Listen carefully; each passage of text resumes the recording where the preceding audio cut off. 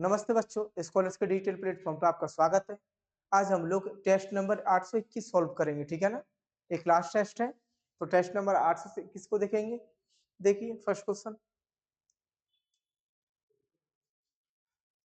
Question number 26। 1919 के भारत शासन अधिनियम की निम्नलिखित में से कौन सी प्रमुख विशेषता है? ठीक है, जो 1919 का भारत शासन अधिनियम था, आपको पता है 1935 का ही भारत शासन अधिनियम था। ठीक है, उससे पहले भी ब्रिटिश गवर्नमेंट ने इंडिया में राज्य को स्टेब्लिश करने के लिए और उसके कामकाज को सुचारू रूप से चलाने के लिए कई सारे एक्ट्स पारित किए थे, जिसमें से पिट्स इंडिया एक्ट है, 1773 का रेगुलेटिंग एक्ट है। ठीक, तो उसी तरीके से क्वेश्चन नंबर 26 में 1919 के भारत शासन अधिनियम की बात की गई है। ठीक, तो देखिए क्या क्या पॉइंट्स रखे गए हैं, उनको पहचानना है कि जो कि 1919 में स्पेशली लिए गए थे। पहला ऑप्शन देखिए, प्रांतों की कार्यकाली सरकार में द्वैत शासन की व्यवस्था, बिल्कुल सही। 1919 के शासन अधिनियम में यह व्यवस्था दी गई थी। सेकंड है, मुसलमानों के लिए पृथक सांप्रदायिक निर्वाचन मंडलों का व्यवस्था, गलत। ठीक है, सारे वर्गों को बोला गया था उनका इलेक्शन इलेक्शन कमीशन अलग होगा, यानी कि पृथक निर्वाचन मंडल अलग अलग होगा, लेकिन मुस्लिमों को लेके मुसलमानों के लिए स्पेशल नहीं बोला गया था। ये 1909 के मार्लियामेंटो सुधार में इसको बोला गया था। जो 1909 का था मार्लियामेंटो सुधार, उसमें मुसलमानों के लिए अलग प्रचार निर्वाचक मंडल की व्यवस्था की गई थी, लेकिन 1919 के भारत शासन अधिनियम में ऐसी कोई बात की नहीं गई थी। ठीक है ना। थर्ड पॉइंट है, इस अधिनियम में देश में पहली बार द्विसदनीय व्यवस्था यानी कि उच्च सदन और निम्न सदन की बात की गई थी।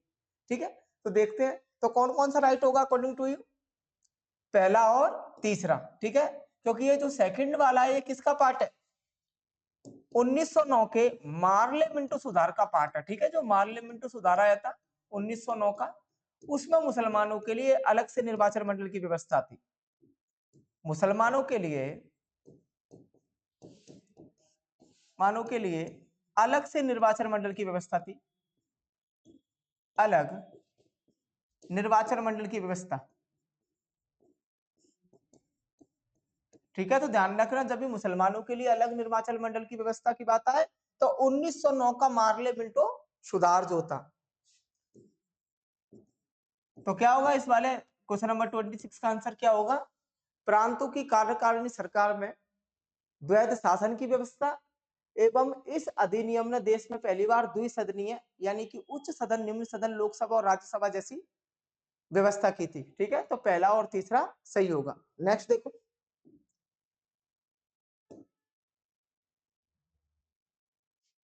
Question number 27।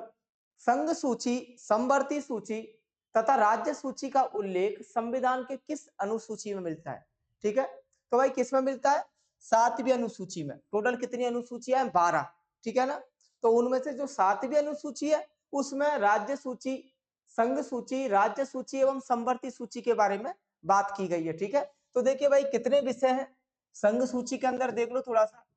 संघ सूची के अंदर विषयों की बात करें तो कितने, इस टाइम पर 100 विषय हैं। ठीक है ना, जिसमें रक्षा, बजट, देश का स्वास्थ्य, सारी चीजें हैं। ठीक है, राज्य सूची में टोटल कितने विषय हैं जो कि राज्य जिन पर कानून बना सकता है, 61 विषय। कितने हैं, 61 विषय। ठीक है, एवं समवर्ती सूची जिस पर दोनों राज्य एवं संघ दोनों कानून बना सकते हैं, उनकी संख्या 52 है। ठीक है, 52 विषय। तो इतना ध्यान रखना, नेक्स्ट टेस्ट में पूछ ले तो कौन सा होगा भाई 27 का, सी ऑप्शन, 7वीं अनुसूची। ठीक है ना, और उनमें कितने कितने विषय हैं, संघ सूची में 100, राज्य में 61 एवं समवर्ती में 52। नेक्स्ट देखो,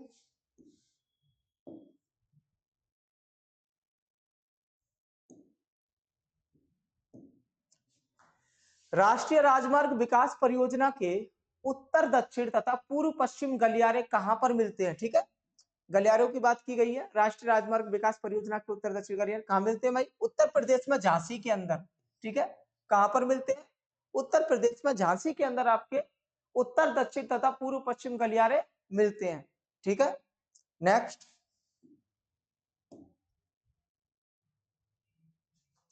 निम्नलिखित में से कौन सा देश नील नदी द्वारा अपवाहित नहीं होता है? ठीक है ना, अपवाहित का मतलब है नील नदी का पानी किन किन जगहों तक पहुंच जाता है, किन किन देशों तक पहुंच जाता है, जिससे कि वहां जो काम होते हैं दैनिक कार्य वो हो सके, ठीक है। इसी को क्या बोलते हैं, अपवाह क्षेत्र। यानी कि कितने लोग उस नदी से अपनी प्यास बुझाते हैं, अपने खेतों को पानी देते हैं। आप जानते हो नील नदी दुनिया की सबसे बड़ी नदी है, तो इसका अपवाह क्षेत्र भी बड़ा होगा। तो देखो कितने देशों से होकर गुजरती है, उससे पता चल जाएगा। जो देश शामिल नहीं होगा हम उसे ही टिक कर देंगे, ठीक है। तो नील नदी का अपवाह क्षेत्र देखते हैं। नील नदी का अपवाह क्षेत्र इथोपिया, सूडान, दक्षिण सूडान,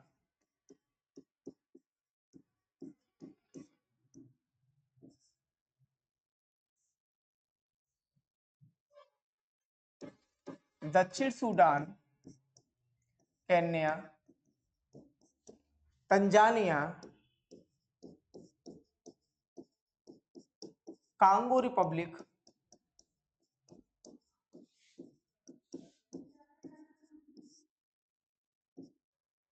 ठीक है, कांगो रिपब्लिक, मिस्र, युगांडा, रवांडा एवं बुरुंडी, ठीक है, बुरुंडी।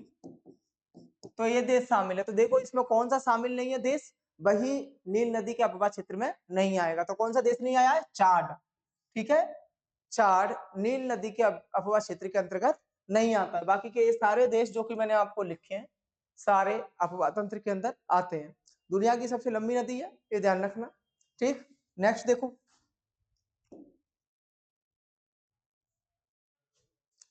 विश्व रंगमंच दिवस कब मनाया जाता है।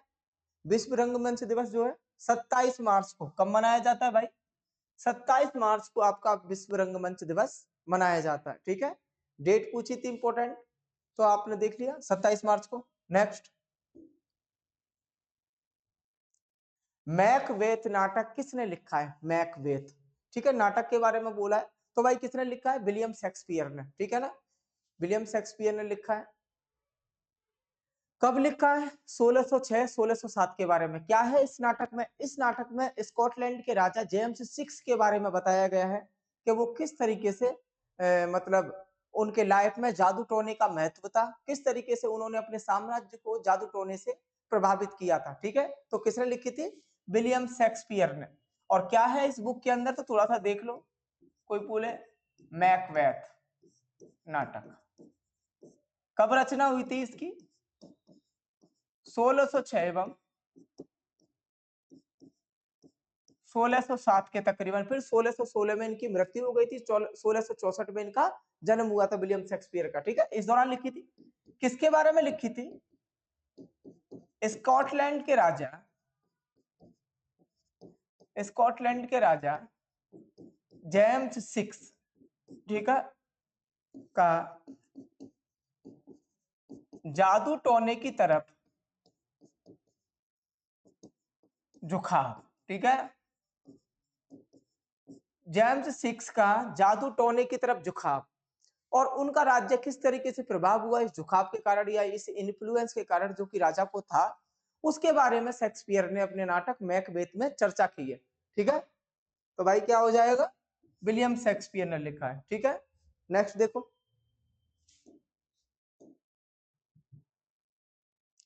भारत में राष्ट्रीय आय का प्राकलन यानी कि आकलन किसके थ्रू किया जाता है, तो भाई किसके थ्रू किया जाता है, राष्ट्र केंद्रीय सांख्यिकी संगठन, ठीक है ना, केंद्रीय सांख्यिकी संगठन के थ्रू किया जाता है। इसको बोलते हैं SCO, ठीक है,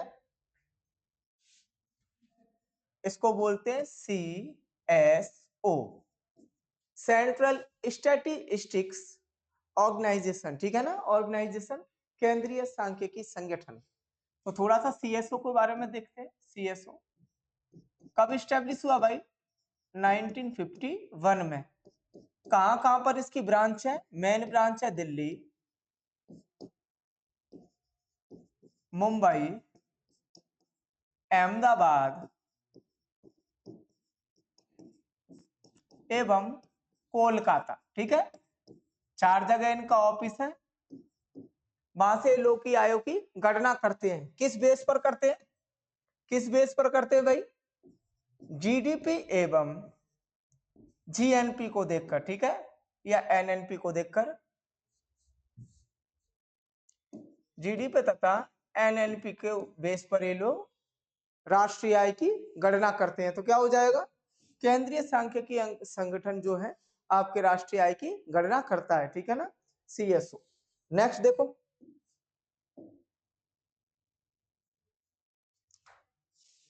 भारत की क्रमिक पंचवर्षीय योजनाओं में आर्थिक आयोजनों का सामान्य लक्ष्य निम्नलिखित में से क्या माना जाना चाहिए? क्या माना चाहिए? तीव्र आर्थिक समृद्धि को सुनिश्चित करना, ठीक है, क्या करना, तीव्र आर्थिक समृद्धि को सुनिश्चित करना, ठीक है, ये मानना चाहिए। जो पंचवर्षीय योजना है कब स्टार्ट हुई थी देश में? 1 अप्रैल 1951 को। किस देश से ली गई थी भाई? रूस से ली गई थी। किसने सबसे पहले स्टैब्लिश किया था इसको?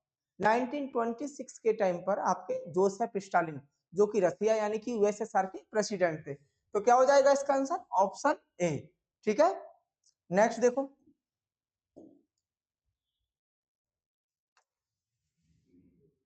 हड़प्पा काल की एक उन्नत जल प्रबंधन प्रणाली का पता लगाएं। हड़प्पा साइट आपको पता है आज से 4.5 से 5,000 साल पहले थी। सिंधु नदी के किनारे, रावी नदी के किनारे, गुजरात से लेकर आपके पंजाब, महाराष्ट्र, कश्मीर, उत्तर प्रदेश, हरियाणा एवं पाकिस्तान के सिंध, लड़काना और रावी नदी के किनारे इसके अवशेष मिलते हैं, ठीक है। तो उन सारी साइट्स में थे, उन सारे अवशेषों में किसमें बेहतर जल प्रबंधन प्रणाली का इस्तेमाल किया गया था? आपको पहचाना तो किसमें किया गया था इंडिया के अंदर? धौलावीरा एवं राखीगढ़ी हरियाणा में, ठीक है। इन दोनों जगह पर जब खुदाई की हम लोगों को तो एक उन्नत जल प्रबंधन का पता लगा, ठीक है। धौलावीरा सबसे बड़ी साइट भी है भाई, ठीक। 3 खंडों में विभाजित है ये, 3 भागों में विभाजित। ये ध्यान रखना, बड़ा ही इंपॉर्टेंट है। 3 भागों में विभाजित धौलावीरा। कहां पर पाया जाता है धौलावीरा? गुजरात में। कहां पर भाई? गुजरात में। गुजरात में 3 साइट्स हैं। कौन कौन सी है? धौलावीरा, रंगपुर एवं लोथल, ठीक है। ये 3 साइट आपकी मिलती हैं, जिसमें धौलावीरा 3 भागों में विभाजित है, ठीक है। तो क्या आंसर हो जाएगा भाई? धौलावीरा। अगर धौलावीरा ऑप्शन में नहीं होता तो हरियाणा का राखीगढ़ी, ठीक है ना, हरियाणा का राखीगढ़ी। नेक्स्ट देखो, निम्नलिखित में से मौर्य शासकों ने दक्कन पर विजय प्राप्त की थी? किस मौर्य शासक ने दक्कन पर विजय प्राप्त की थी भाई? तो किसने प्राप्त की थी? चंद्रगुप्त मौर्य ने, ठीक है। चंद्रगुप्त मौर्य ने दक्कन यानी कि जो आज का महाराष्ट्र है उस पर विजय प्राप्त की थी, ठीक है। उसके बाद अशोक ने कलिंग को भी जीत लिया था 261 बीसी में, ठीक है। बिंदुसार अशोक के पिताजी थे, चंद्रगुप्त के बेटा थे, ठीक है ना, पुत्र थे। तो इनको तो मिला, बना बनाया मिला था। चंद्रगुप्त ने सारी मेहनत की थी, धनानंद यानी कि नंदवंश के लास्ट शासक को हराया था और फिर उसके बाद में मगध पर कब्जा किया था कौटिल्य की हेल्प से। तो ठीक है ना, तो आपको क्लियरली हो गया होगा कि किसने दक्कन में विजय प्राप्त की थी? चंद्रगुप्त मौर्य ने, ठीक है। दक्कन यानी कि महाराष्ट्र। नेक्स्ट देखो, ओपन हार्ट सर्जरी का आविष्कार किसने किया था? ओपन हार्ट सर्जरी यानी कि आपके इस जो मिडिल पार्ट है, बीच है, इस पूरी चेस्ट को फाड़कर ओपन हार्ट सर्जरी करते हैं, ठीक है ना। ऐसी कई सारी प्रॉब्लम्स आ जाती है मेडिकल में, यानी कि हॉस्पिटल में या पेशेंट के साथ में, जिससे कि उसकी बाईपास सर्जरी या फिर ओपन हार्ट सर्जरी करनी पड़ती है। तो भाई सबसे पहले किसने की थी? तो सबसे पहले किसने की थी? एक अश्वेत व्यक्ति ने। क्या नाम था? डैनियल हेल विलियम्स, ठीक है ना। एक अश्वेत व्यक्ति, एक अश्वेत यानी कि जो श्वेत व्हाइट नहीं था, ब्लैक था, ठीक है ना, अश्वेत डॉक्टर ने की थी। कब की थी भाई? 1893। कब की थी? 1893 को, ठीक है। तो डेट भी ध्यान रखना, 1893 में इन्होंने ओपन हार्ट सर्जरी की थी। और ये पहले अश्वेत डॉक्टर थे जिन्होंने शिकागो में, कहां पर की थी भाई? शिकागो में। शिकागो में 1893 में ओपन हार्ट सर्जरी की थी, ठीक है। नेक्स्ट देखो,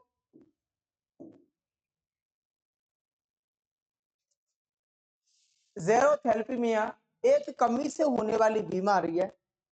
जो किसकी कमी से होती है भाई? एक विटामिन की कमी होती है ज़ेरोथैलेमीमिया में, ठीक है। तो वो विटामिन कौन सा है? Vitamin A.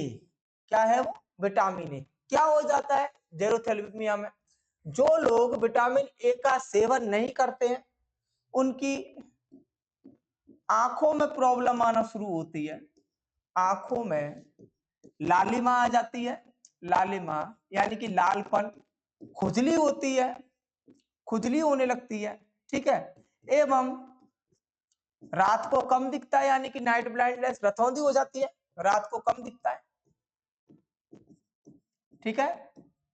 ऐसे मरीजों को जीरोथैलेमीमिया से पीड़ित बताते हैं, ठीक है ना। जब आप विटामिन ए यानी कि विटामिन ए के सोर्स क्या है भाई?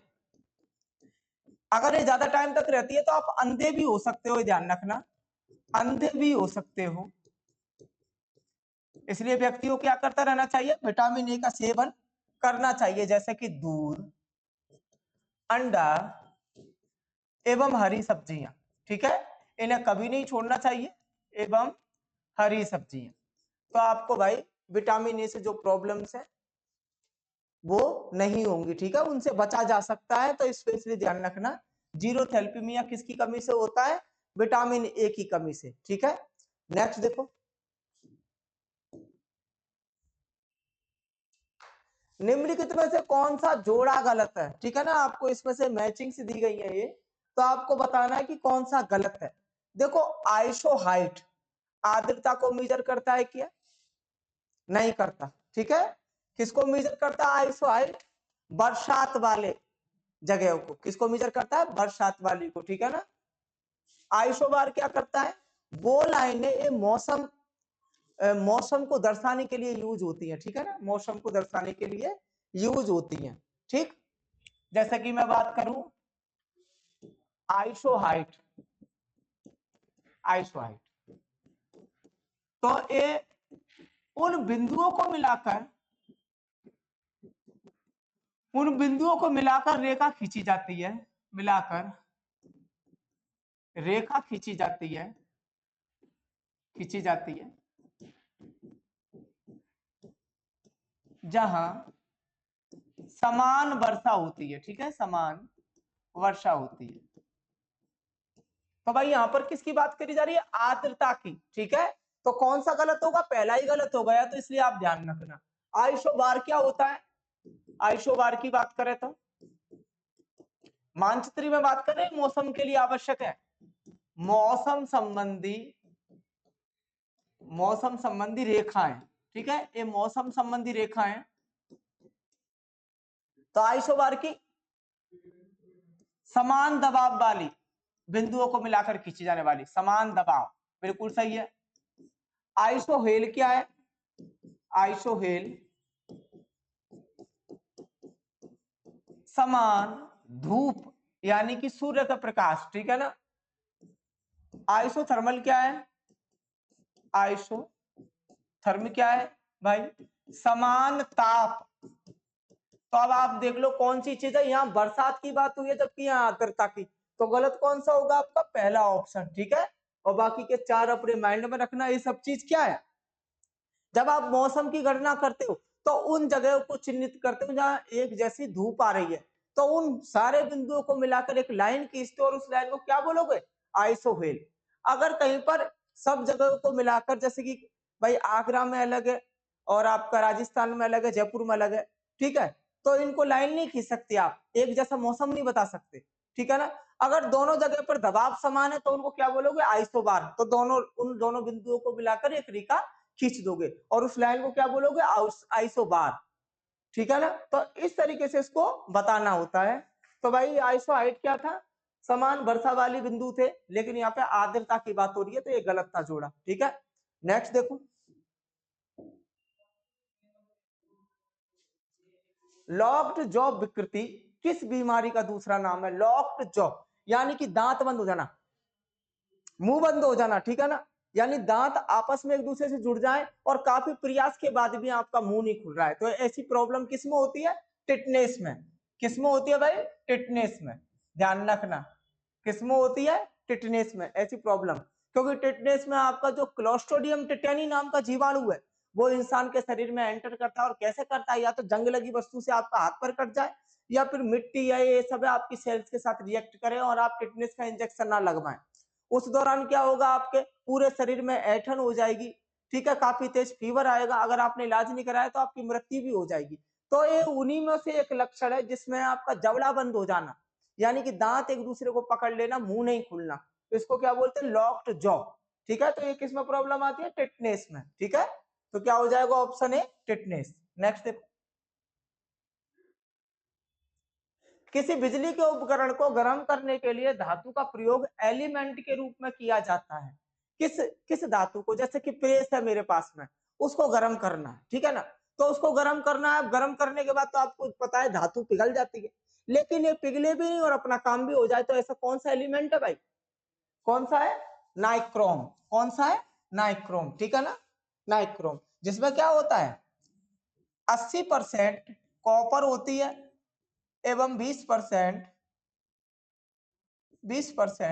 निकेल होती है। ठीक है, या उल्टा है, 20% कॉपर होती है एवं 80% निकल होती है, ये ठीक है, ठीक है ना। इससे खतरनाक टेम्परेचर को सहन भी कर लेता है, गर्म भी हो जाता है, और आप लोग प्रेस भी कर लेते हो एवं पिघलता भी नहीं है। ठीक है, अब अगर बल्ब की बात करें, क्या बल्ब में जो वो कौन सा एलिमेंट है वो जलता रहता है, तो कौन सा भाई, वो टंगस्टन। कौन सा है, टंगस्टन। यहाँ पर बात की गई थी बिजली के उपकरण, वो भी उपकरण, लेकिन यहाँ पे स्पेशली किसकी बात की जा रही है, प्रेस वगैरह की और हीटर की। ठीक है, किसकी बात की जा रही है, प्रेस और इस्त्री एवं हीटर। ठीक है ना, तो इनमें जो यूज होता है वो क्या यूज होता है, नाइक्रोम। ठीक है, नाइक्रोम, तो ये ध्यान रखना। ठीक, नेक्स्ट देखो,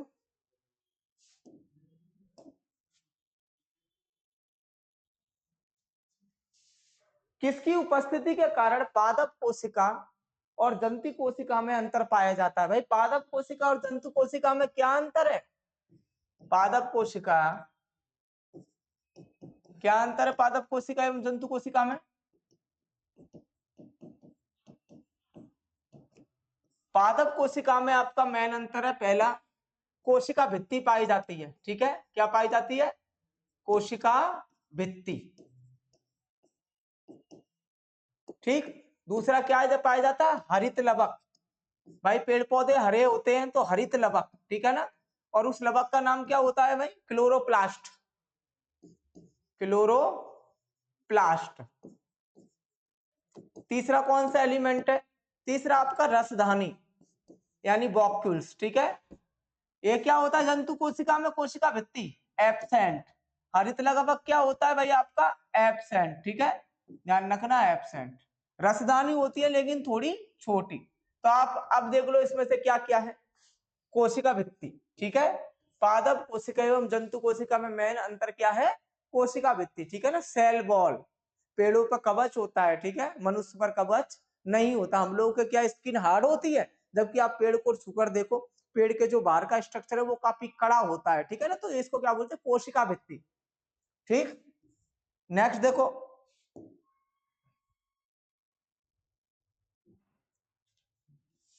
फलों के रस के संरक्षण के लिए निम्नलिखित में से किस रसायन का प्रयोग किया जाता है, तो भाई किसका प्रयोग किया जाता है, सोडियम बेंजोएट।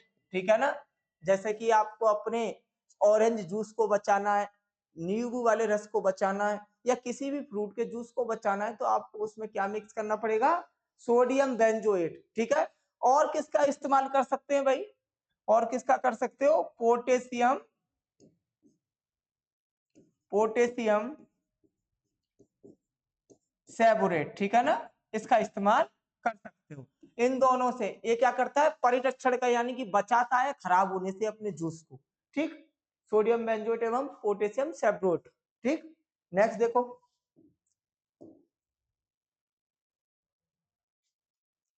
निम्नलिखित रसायनों में से कौन सा एक न्यूरोट्रांसमीटर पदार्थ है। न्यूरोट्रांसमीटर का मतलब क्या होता है, नर्वस सिस्टम से डाटाज को ले जाना और अदर बॉडीज को सिग्नल देना। ठीक है ना, क्योंकि आपका ये क्या बोला जाता है, जो मस्तिष्क है, नर्वस सिस्टम। ठीक है, यही तो कंट्रोल करता है सारे ऑर्डर्स, इसमें धमनियों में पहले होते हैं जाले की तरह। ठीक है, नसों में पहले होते हैं जाले की तरह। तो भाई ऐसा कौन सा है जो एक ट्रांसमीटर की तरह काम करता है, एड्रेनालाइन। कौन सा है, एड्रेनालाइन, ठीक है। जो एड्रिल एक हार्मोन की तरह है, ये क्या है, एक हार्मोन जैसा है, ठीक है। ये करता है आपके जो सिग्नल्स हैं, जो क्या बोलते हैं संकेत हैं, उनको दूसरे अंगों तक ट्रांसमिट करना। तो एड्रेनल एक हार्मोन भी है और एड्रेनालाइन क्या है, ट्रांसमिट न्यूरोट्रांसमीटर की तरह वर्क भी करता है, ठीक है ना। नेक्स्ट देखो,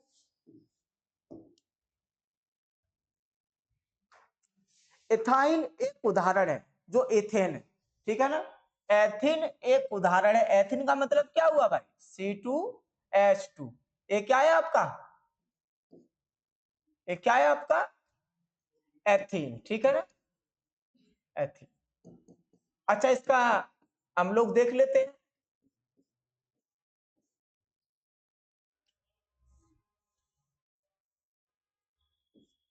एच एच, ये इसका फॉर्मूला होता है। तो देखो आप यहाँ पे आपको क्लियरली दिखेगा, सी के बीच में कितना बॉन्ड बनना है, यानी कि बंद बनने ट्रिपल, तो क्या हो जाएगा, ट्रिपल बॉन्ड कंपाउंड। ठीक से देख लो, C2H2 एथीन या हिंदी में एथाइन, क्या स्ट्रक्चर है, C2H2, और सी के बीच में कैसे बॉन्ड बनने, ट्रिपल बॉन्ड। जबकि कार्बन और हाइड्रोजन के बीच में कैसा बॉन्ड है, सिंगल बॉन्ड, ठीक है।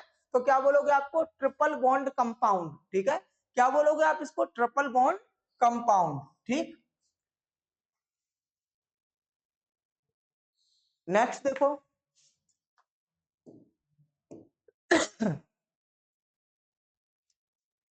निम्नलिखित में से कौन सी जैव विविधता के संरक्षण के लिए महत्वपूर्ण रणनीति है। जैव विविधता यानी कि मिट्टी, पानी, उसमें पाए जाने वाली वनस्पति एवं उसमें पाए जाने वाले जंगल और जानवर, सबको सबके बारे में बात करते हैं। तो उसको क्या बोलते हैं भाई, जैव मंडल रिजर्व। क्या बोलते हैं उसको, जैव मंडल रिजर्व। ये कोई फॉरेस्ट एरिया नहीं है, कोई वाइल्ड लाइफ साइट नहीं है, ठीक है। ये पूरा एक जो फ्लोरा और फ्योना को मिलाकर है, ठीक है। उसमें रिवर भी होगी, उसमें झरने भी होंगे, उसमें नदियां भी होंगी, और उसका एरिया आपके अभ्यारण्य से काफी बड़ा होता है। जैसे कि अगर मैं बात करूं तो आपका नोंगक्रेम, नोंगक्रेम, ठीक है, मेघालय का नोंगक्रेम, और आपका मानस, मानस रिजर्व, ये सब कैसे एग्जाम्पल है भाई, मानस, ठीक है।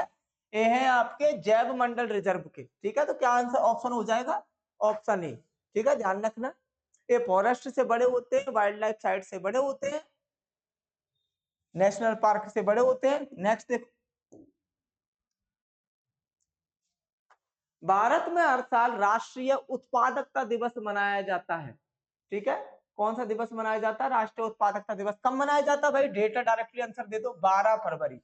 कब मनाया जाता है, 12 फरवरी, ठीक। नेक्स्ट देखो, केंद्र सरकार ने पूर्व राष्ट्रपति प्रणब मुखर्जी को समर्पित एक स्मारक की स्थापना को कहां मंजूरी दी है भाई, कहां मंजूरी दी है, राष्ट्रीय स्मृति परिसर, यानी कि जहां पर राजघाट गांधी जी की वो नहीं है समाधि, वहीं पर उनके लिए भी स्मारक की स्थापना की मंजूरी दी है। आपको ये पता होना चाहिए कि डॉक्टर मनमोहन सिंह को भी राष्ट्रीय स्मृति परिसर में जगह दी गई है, ठीक है ना। तो दोनों को दी गई है, यहाँ पे केवल पूर्व राष्ट्रपति प्रणब मुखर्जी की बात की गई है, प्रणब मुखर्जी की। अगर मनमोहन सिंह के बारे में पूछा जाए तो अभी राजघाट वाली जो जगह है, यानी कि राष्ट्रीय स्मृति परिसर, तो वहां पर उनकी भी समाधि बनेगी प्रणब मुखर्जी की तरह, ठीक है। नेक्स्ट,